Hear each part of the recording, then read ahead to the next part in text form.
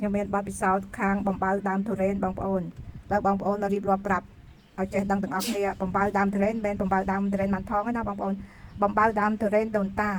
ហើយមុនដំបូងយើងលាក់វាបងប្អូនយើងលាក់វាកន្លងជុំវិញទៅ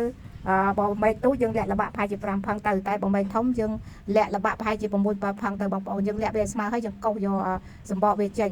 កោសសម្បកហើយយើងកោសយកអាំអិលវាដែលជាប់នឹងឲ្យដេញ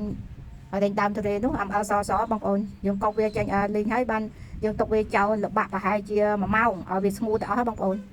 បានមកយើងយកមានដីមានកាមានអីចឹងយើងយក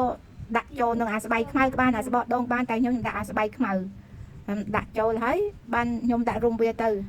បងប្អូននេះបានតែ27ថ្ងៃទេគឺដុះឬឲ្យស្ញេះអញ្ចឹងហ៎បងប្អូននឹងខ្ញុំប្រាប់ថាបំបៅតែតរេនដូនតាទេតែដុះហ្នឹងបងប្អូនតែបើមិនថងខ្ញុំមិនធ្លាប់បំបៅទេខ្ញុំធ្លាប់បំបៅតែតរេនដូនតាអញ្ចឹងហ៎បងប្អូន